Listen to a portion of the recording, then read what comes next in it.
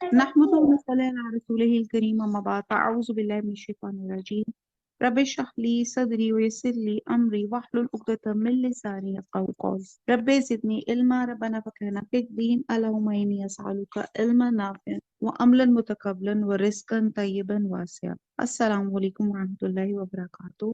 अच्छा जी, ये हमारी सूरह शूरा अल्हम्दुलिल्लाह खत्म होती है और इसका थोड़ा सा हम क्विक रिव्यू कर जाते हैं कि सूरह शूरा कुरान की 42वीं सूरत है, 25वें पारे में है, मक्की सूरत है।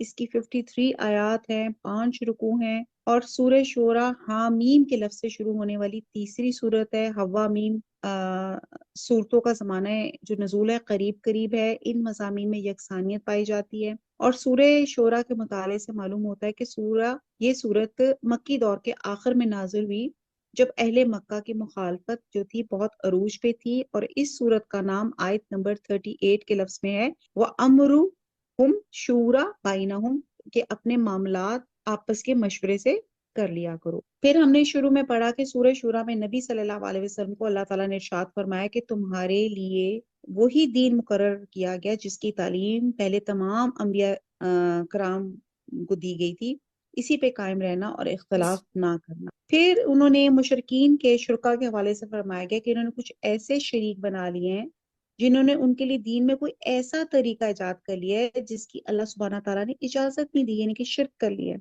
और ये शुरका क़यामत के दिन किसी काम नहीं आएंगे।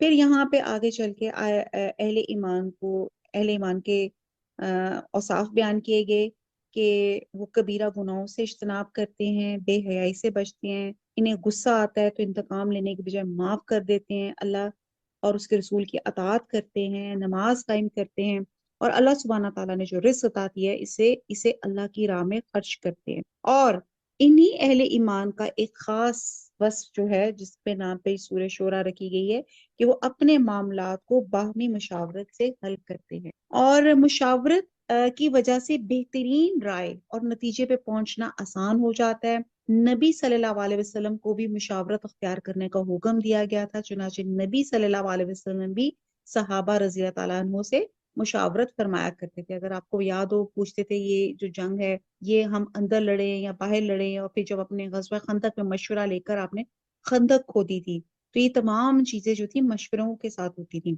तो मशावरत के अमल की इस अहमियत के पेश नजर इस सूरत का नाम सूरह शूरा रखा गया ताकि मुसलमान जो है मुशावरत के असूलों को अपनाते हुए बेहतरीन इज्तिमाई जिंदगी गुजार सकें। फिर आखिर में सूरत के मुनकरीन को वार्न किया गया कि जिसे अल्लाह ताला गुमराह कर दे फिर इसका कोई मददगार नहीं होता। फिर अल्लाह सुब्हाना ताला इसके बाद इन्हें दावत दी गई कि वो अल्लाह और उसकी रसूल सल्लल्लाहु अलैहि वसल्लम की दावत को कबूल करके अपनी आकबत संवार लें। और फिर हजूर सल्लल्लाहु अलैहि वसल्लम को आखिर में तसल्ली दी गई कि अगर ये लोग आपकी दावत कबूल नहीं करते आप परेशान ना हो, आपका जिम्मा पहुंचा देना था, आपने वही को मनोवन पहुंचा दिया, आपको इनका निगरान नहीं बनाया गया और ना ही आप इनके अमाल के जिम्मेदार हैं।